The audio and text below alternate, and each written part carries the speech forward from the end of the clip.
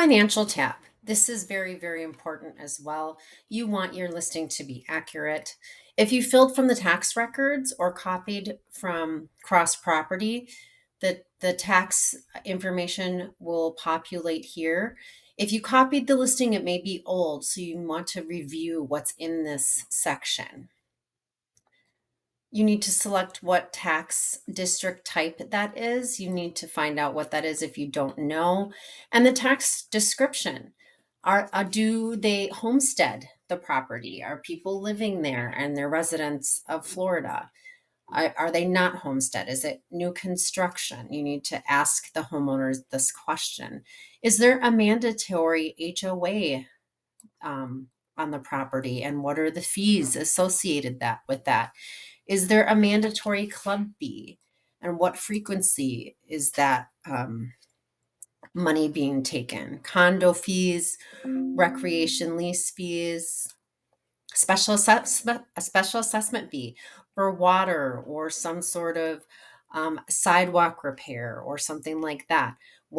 How much is it, and how often are they taking the special assessment fee from the homeowners?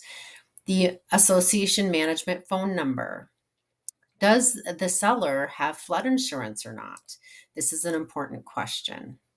Are there one-time fees, and what kind?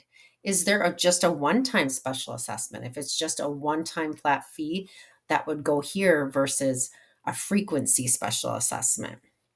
Is there food and beverage minimum with the clubhouse of the HOA, and how much is that?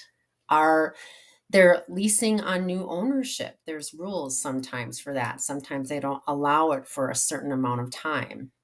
Are there lease limits? And what type are they? Is there a land lease fee that generally is for mobile home sales? Subject to FERPTA is for international homeowners. The sellers live in another country. Housing for older people. This is not housing that, old people can live there. That's not the question. This is the old 55 and up. Is it a 55 and up community? And that's where you would indicate yes or no. Is there a tenant in the property? That's subject to lease if there's a tenant currently in there right now. And when does the lease expire, etc. Ownership interest. This is a violation. You can get a violation for not disclosing the ownership interest. So if you have an ownership interest, or you have a business relationship with the homeowner, or you're related to the seller, you need to disclose that.